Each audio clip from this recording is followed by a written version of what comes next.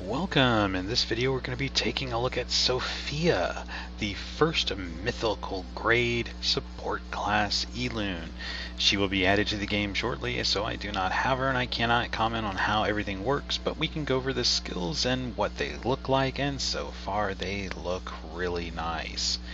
Her base stats, starting at level 6 at grade 6, level 60, base stats at 29k HP is pretty typical for a say legendary support.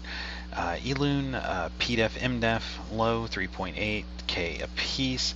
Her speed is very high at 115, making her pretty nice to build fast, and based on what I've seen on her skills, you're gonna want to build her fast because she does some great soul type effects.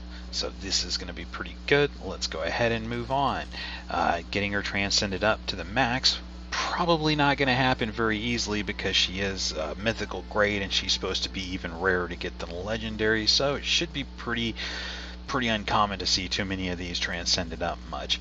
If you notice too that the effect that she gets is a red glow instead of the typical yellow or purple glow that you get from the epics or from the legendaries. This is red. This is going to be pretty typical because she's going to be mythical. This is going to be a high grade. Her stats go up to a pretty decent 52.7k HP, 9.7k attack, not bad, and 6.9k apiece on PDEF and MDEF, making them the same. So her stats go up when she's got all the way up to the max. Her stats are going to be pretty good, making her somewhat tanky.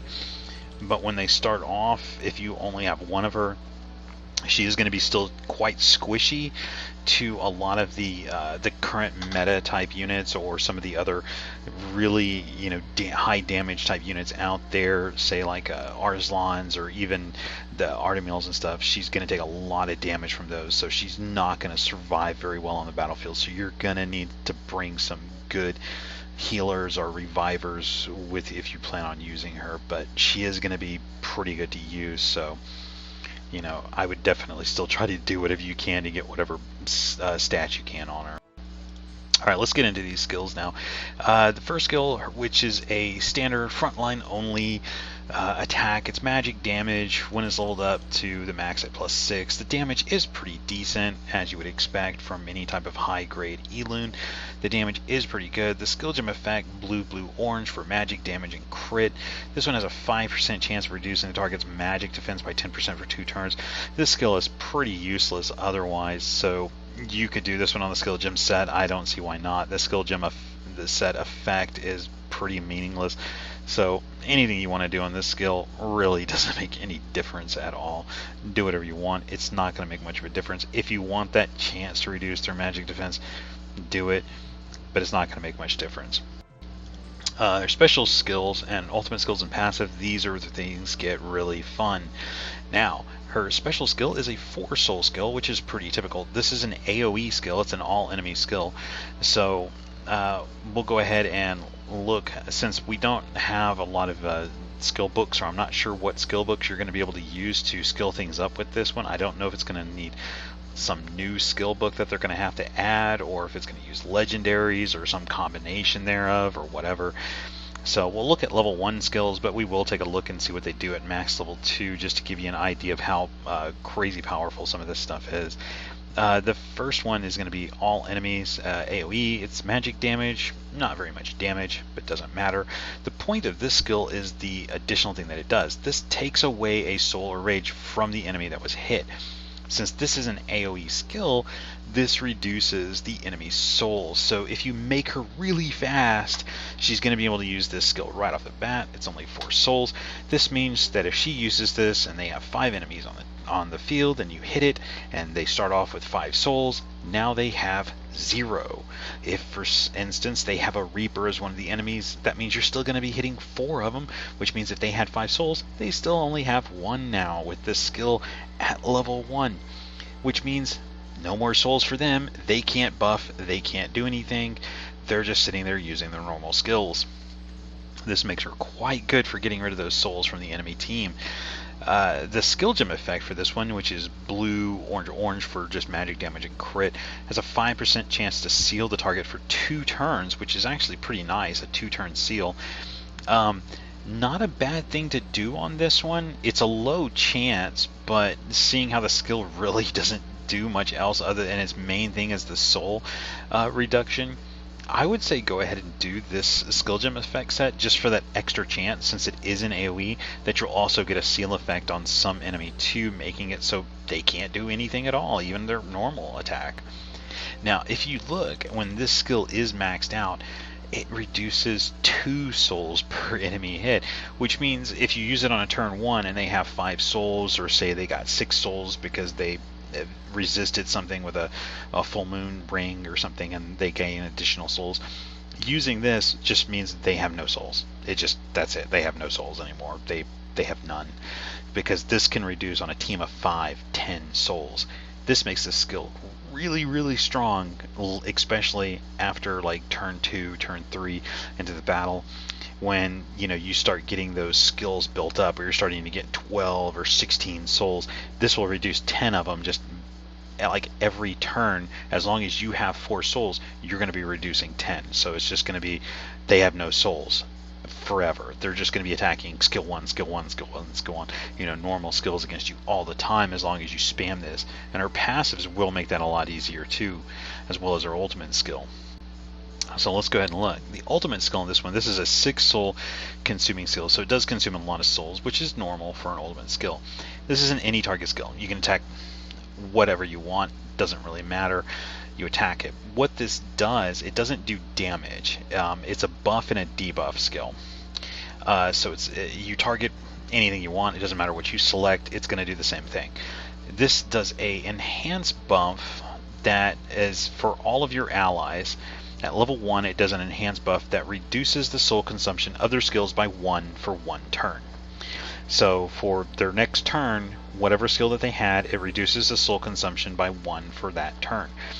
So if they only have, if you use this one, say you have 11 souls, and you want to make sure that you help some of your other Elunes get souls and stuff too, you can use this and take away 6, and then because it reduces the soul consumption by 1, then the next Elune on your team can still use a normally 6 soul skill, which is their ultimate skills. They can still use that because now it's only going to cost 5. So even with 11 souls, you can still use this. Now, you may be wondering, okay, well, why would I want to use 6 if I can just save the 6 and use the 6 on the one that instead of 5? Why would I do that?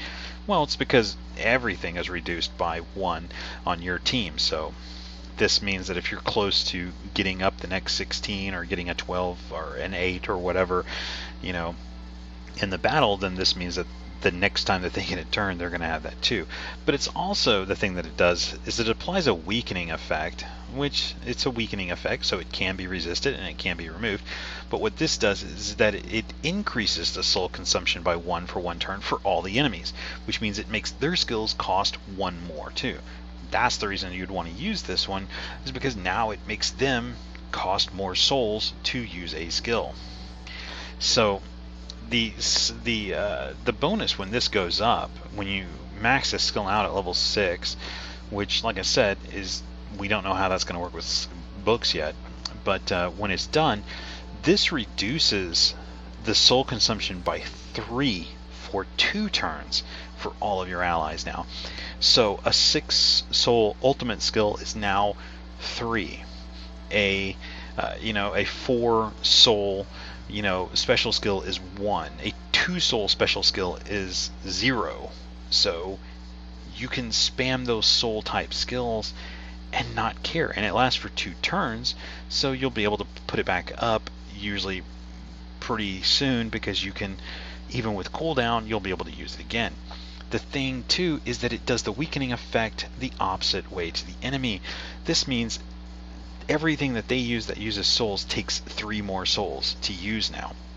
So when you combine the ultimate skill with the special skill that reduces the souls they have anyway, and then the ultimate skill that makes anything that they do have souls for still take even 3 more to use. This means if they have an ultimate skill that takes 6, it now takes 9. If it's a special or ultimate skill that takes 4, it now takes 7. So it's going to be a lot harder for them to use those souls because it takes so much more for that. So less chance of them being able to use anything other than skill 1 against you. So this is pretty good. As again, it is a weakening effect, so it can be resisted. So you can have like a Trent kind of counter her, because the Trent will have immunity to this effect right at the beginning, and then can cleanse it off if it is used right at the beginning. So he can still cleanse it off, but he can also throw up a buff that, you know, gives immunity to debuffs to the entire team, meaning that you won't be able to land this effect on them. So that is something to keep in mind. Trent is still going to be a good counter to her because of this. So the skill gem effect, Violent, which is all speed, isn't bad. It's a 10% chance to heal her HP by 5%. Low chance. Skill doesn't really do much else, so yeah, the other skill gem effects won't affect soul consumption type effects, so you might as well go with the skill gem set here on this one and just have that chance to get a little bit of heal out of it. So let's go ahead and move on to the passive. The first passive, when an enemy consumes or has their soul or rage removed, in other words, if they consume her soul or you strip it away with her special skill or something, this will deal magic damage equal to 10% of the max HP for every soul or rage to that target. So if you use like her special skill to remove, you know, 2 souls, or you use, or they're, you know, consuming, say, 9, you know, souls from an ultimate skill, which is with you using her ultimate skill on them to make it consume 3 more, and they're using 6 plus the 3, that's 9. That's 9, and that's 10% of max HP. And I don't know yet, because we don't have it for testing yet, but we don't know if it's her max HP or theirs. If it's their max HP, that's crazy. If it's her max HP, it's not as bad because her base stats are pretty low. So, but even then, it's really good for killing out DPSers. So, if this is whatever the case is, it's still a lot of damage. It's 90. It's either going to be, say, on a 6 soul consuming skill with the ultimate skill applied to the enemy. That's 9 souls. That's 90% of max HP. If that's 90% of her max HP, all the more reason to build her high HP, because that's going to be a lot of damage. Could potentially one-shot enemies, like squishier type DPS and enemies and stuff. But if it's based on the enemy max HP, that's crazy good for killing off tanks or something like that. You could just destroy a tank with it, because if they, anytime they go to use their ultimate skill, you're just going to kill them. So like, imagine using it against a Fahrenheit, where Fahrenheit loves to buff his ultimate skill to protect everybody, and say it consumes 9 souls in that case, and if it's based off of his max HP, he's going to take 90% of his max HP as damage, you know, just right then. So that's just a crazy amount. So, you know, it'll be interesting to see how this works. So we'll definitely have to, if we can get her or see, you know, what she is when she comes out, then we'll have to take a look and see how this passive works against various targets. So it is going to be something to test, because it is pretty interesting. Her second passive, this one is a chance to cut. Basically, 20% chance to receive a turn immediately if an ally is attacked by an enemy, and reduces the soul consumption needed for skills by 1. So if she cuts, the souls that she needs to use a skill is reduced by 1. The effect is not consecutive, meaning that she can't just do it every time they get a turn, she gets a turn. No, it doesn't work that way.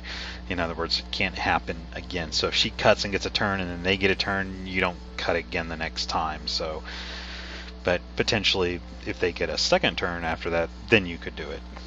But it is a 20% chance, so it's not low, but it's not high either. So, but it is a pretty decent chance for her to be cutting in to use skills. Now, other than her special and ultimate skill, her normal skill isn't going to be doing much. She can't heal with it. She just doesn't attack with it. This could hurt her in a way if you're fighting, say, an Artemil, and you're going up and you're using her against, say, an Artemis defense, and now her stats are going to be pretty low at the beginning. So if you're fighting an Artemis and the enemy gets a turn and you cut, the Artemis is going to hit, and she has to attack because she doesn't have souls or there's nothing else she can do, and she has to attack. The Artemis is going to revenge against her and do a lot of damage. And then if she cuts again on another turn, she could potentially just kill herself from cutting, because every time she cuts, she uses a normal skill and then the Artemis kills her, because if you don't have souls either, you know, you're kind of screwed with her. So this could be good, but could also potentially be a negative thing for her, because it could be bad against Artemis. So an Artemis could be a good counter against her, just because every time she cuts, he's going to do a lot of damage. Plus, it doesn't matter if he has souls for anything. His primary use anyway is going to be his skill 1 to begin with. So something to keep in mind with her on this passive. The passive 3 on this one, when an ally uses a skill that consumes soul, it increases the soul gauge by 1. So anytime that you have something that uses a soul, you automatically gain soul by 1. So this makes it easier for you to get souls up, which is really nice for her because it boosts your soul gauge. So think kind of Miho in this regards. Miho, if you buff with her ultimate skill and her special skill, then anytime something uses soul, then you get 1 back. But with her passive 2, if they evade an attack, then they also get a soul. So this is kind of like a passive almost type version of the Miho double buff. And so this one, anytime you consume a soul, you gain 1 back. So anytime you have an ally use an ultimate skill for 6, then they use 6, but they gain 1, so you're only down 5. If they use a special for 4, then they use 4, they gain 1 back, so you're only down 3. If it was a 2, then they use 2, they gain 1 back. It was only 1. So you can keep your souls up pretty good with her, and that's going to make her pretty nice in that regard. So her main usage is going to be control of souls, of the soul gauge and stuff. So this is going to make her quite good against teams that if you're using her against a team that needs a lot of souls to do what they need to do, she's going to be useful against them. So if they have pretty useless skill 1s, but they need souls to do their main thing, she's going to be a great counter to that, because she can just basically deny them soul usage, and she can kind of put it so that they really just hurt themselves instead, with her other passives and stuff, by just doing passive damage to them whenever they use souls. So in that regard, she'll be good for those type teams if you're fighting against those teams. But on other teams, if you're fighting against a pretty common Elune like Artemis, she's not going to be as good against Artemis, and she could potentially kill herself. So she's still going to be weak to Artemis in those regards. So keep that in mind if you're using her, because if she cuts, she might die. So you need to be careful with it. So it's going to be one of those things you can use to evade like an Artemis type damage. You can't use the special skill because it's a damage skill. So like her normal skill and special skill, you can't use it and do anything with it. So it's useless. Now the ultimate skill is the only thing that you can use against an Artemis where you don't have to worry about it hitting you, because it doesn't do damage. It just is an enhanced buff for you and a weaken effect for them. So it doesn't consume any soul, and it doesn't require damage, which means this works even on a Reaper, because it doesn't do damage to it. It just applies a weakening effect. Very similar to the Nika skill 3. It doesn't do damage, therefore the debuffs can apply, because on other skills, if they do a debuff and damage, you have to land the damage for the debuff to apply, because it checks. If you evade, there's no debuff. But on these skills that don't do damage, the debuff can apply based on just resistance and tolerance effects, there. So she can apply this debuff even to a Reaper, so it can be harder for the Reaper to kill you with an ultimate skill, just because of the soul consumption that they would be required to use to kill anything with it. So it's something to keep in mind with her. This skill does work against a Reaper, but all it does is increase the soul consumption for that unit. So I don't know how the passive will work against a Reaper. The one where when they use soul it does magic damage. I'm not sure how that's going to work yet. So it'll be interesting to see. But since it is magic damage, not soul damage, it can be it should be able to be reduced by, just magic defense or whatever anyway. So it'll be interesting to see how how she ends up being.